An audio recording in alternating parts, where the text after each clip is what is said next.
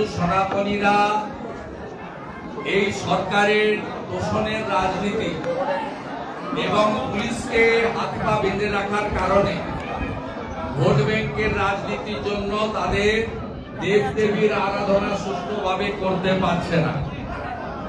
এবং সরস্বতী পুজো সাধারণত বিদ্যার্থীরা নবপ্রজন্ম করে থাকে, শিক্ষা প্রতিষ্ঠানগুলোই হয়ে থাকে, কিছু কিছু জায়গায় সামাজিক সংগঠনও এটা করে। এবারে ব্যাপকভাবে বাংলাদেশ থেকে উৎসাহিত হয়ে মৌলবাদী জঙ্গিবাদী শক্তি, রাষ্ট্রবিরোধী শক্তি, জামাত শিবির এবং র্যাডিক্যাল ফোর্স ফিরাদ হাকিমের দাওয়াতে ইসলাম 50% জনসংখ্যা মুসলিমে পরিণত করা, 50% মানুষকে উর্দুতে কথা বলতে হবে, সিদ্দিকুল্লাহ চৌধুরী ওয়াকফ অ্যামেন্ডমেন্ট বিল নিয়ে উগ্র সাম্প্রদায়িক প্রচার, ভরতপুরের এমএলএ হুমায়ুন কবিরের আমরা মুর্শিদাবাদের 70 ভাগ 30 ভাগকে কেটে চাইলে ভাগীরথীতে পাঠাবো, এই ধরনের উগ্র কথাবার্তা শাসক দলের এমএলএ মন্ত্রী এবং মমতা ব্যানার্জি যাদের চোখ দিয়ে এই রাজ্য দেখে তাদের বলার ফলে আজকে পরিবেশ আরো খারাপ হয়েছে। আলামিন মন্ডল বলে তৃণমূলের বুথ সভাপতি, তিনি নদিয়া জেলার হরিণঘাটার নগর উপড়াতে বিদ্যালয়ে গিয়ে হেডমাস্টার মশাইকে কি বলেছেন আপনারা দেখেছেন। তৃণমূল ছাত্র নেতা সাবির আলী তিনি কলকাতার কলেজে কি বলেছেন আপনারা দেখেছেন। স্বাভাবিকভাবে এই ঘটনাগুলিতে প্রত্যক্ষভাবে সরকারি দল ইনভলভ, এটা প্রমাণিত। এমনকি পুলিশের অসহায়তা আমরা দেখলাম। আমি প্রথম পোস্ট করেছি, দেখেছেন, মালদা জেলার পুকুরিয়া থানার ওসি বাপন দাস পুজো কমিটিগুলোকে ডেকে বলছে রাত জাগরণ করতে হবে, প্রতিমাকে পাহারা দিতে হবে। এই জিনিস ব্রিটিশ আমলেও কেউ দেখেছে কিনা আমি জানি না, আমাদের তখন জন্ম হয়নি।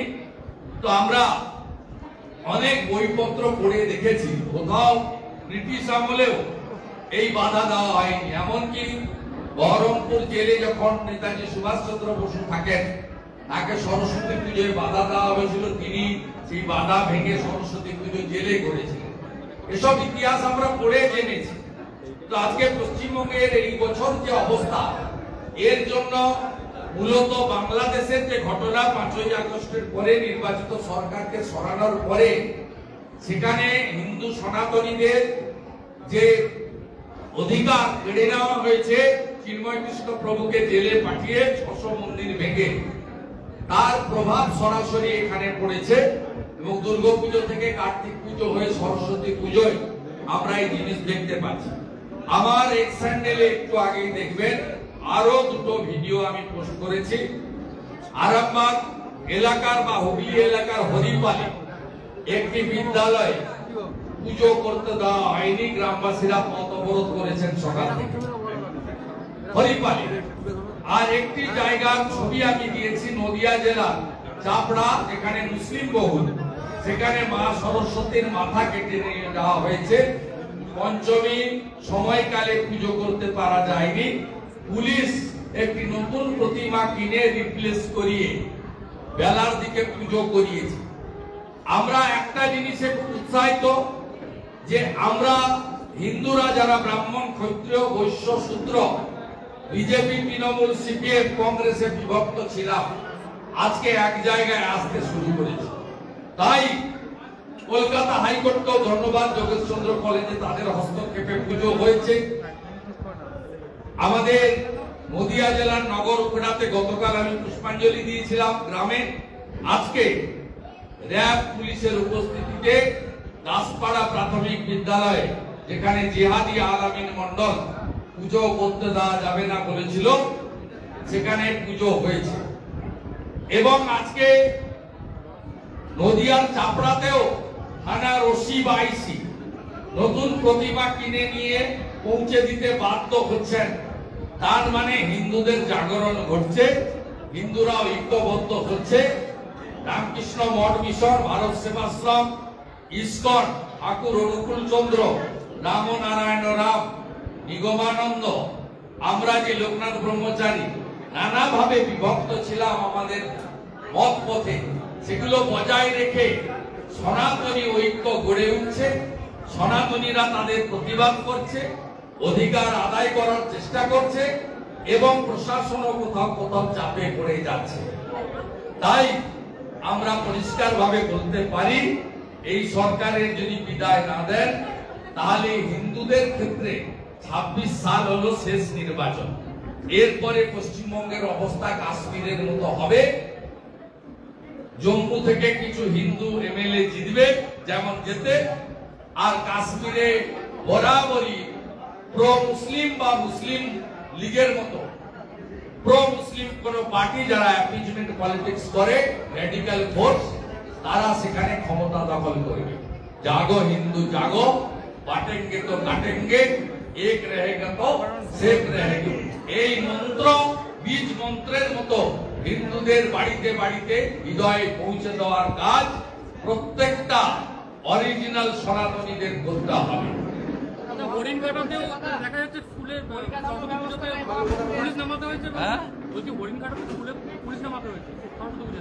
ছবিতে দেখা যাচ্ছে পুলিশ নামিয়ে পুজোটা হয়েছে। তো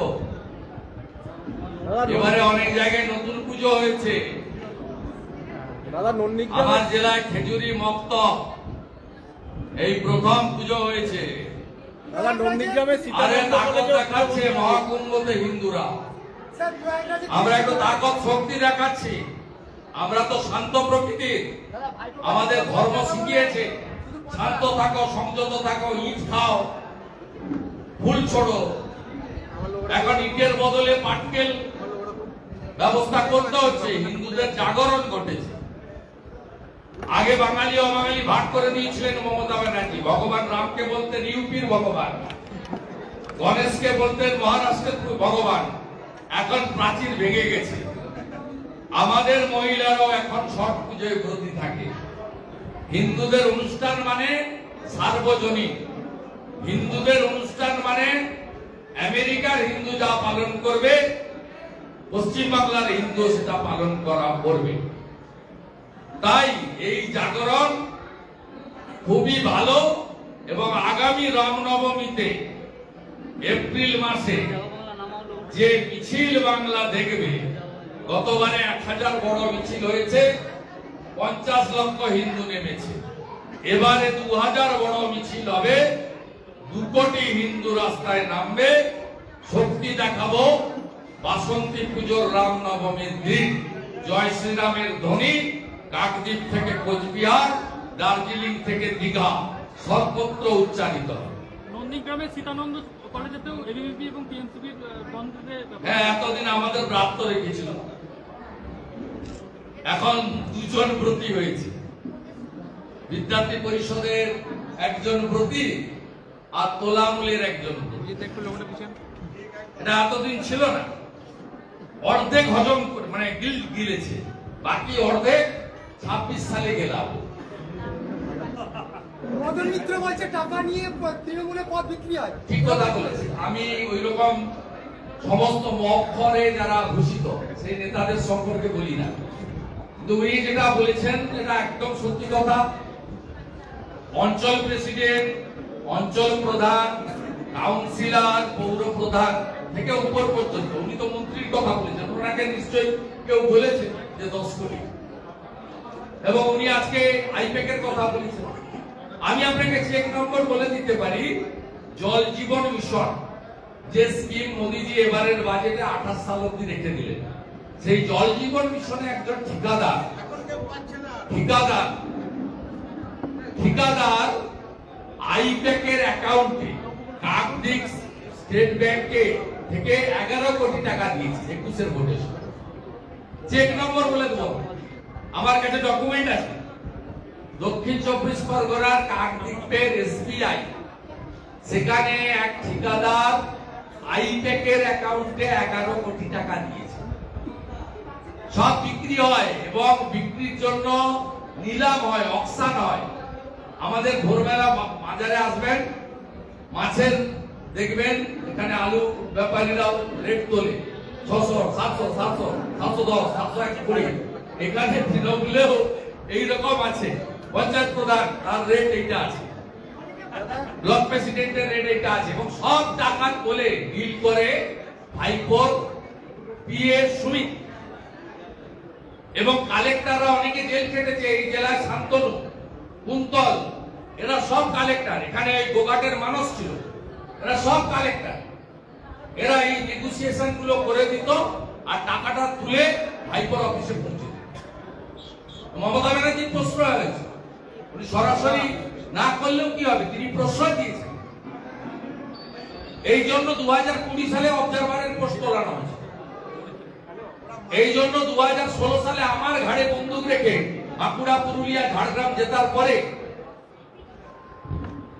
বাঁকুড়া, পুরুলিয়ার অবজারভার ভাইপো হয়েছিল বিনয় মিশ্র, যাতে এখান থেকে বস্তা বস্তা টাকা পুলিশ পাহারায় লালার 5 লাখ টাকা তুলে নিয়ে যেতে পারে।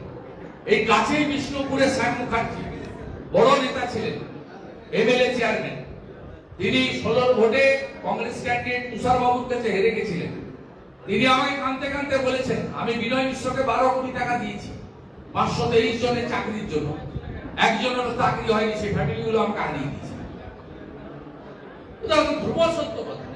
দাদা, সাবিত্রী মিত্র নিয়ে কিছু বলবেন? বিধায়ক সাবিত্রী মিত্র তিনি সুস্থ আছেন, তিনি ভালো আছেন, এটাই পরম প্রাপ্তি। আগে তৃণমূলের দুটো গোষ্ঠী ছিল, 11-র আগে একটাই তৃণমূল ছিল, 11-র পরে নতুন একটা তৃণমূল হলো, নব্য তৃণমূল। তার নাম হচ্ছে লাল চুল কানে দুল, তার নাম যুবা তৃণমূল। ভূভারতে কোথাও পাবেন না।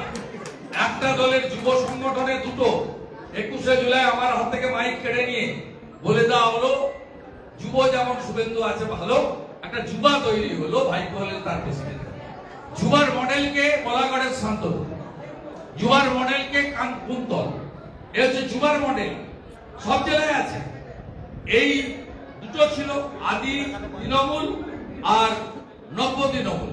এখন নতুন হয়েছে সত্যেন চৌধুরী বহরমপুর আর দুলাল সরকার থেকে শুরু করে পরপর যে মার্ডার গুলো বা আক্রমণ হচ্ছে, তারপরে এখন আরো নতুন দুটো তৃণমূল তৈরি হয়েছে, আক্রমণকারী তৃণমূল, আক্রান্ত তৃণমূল।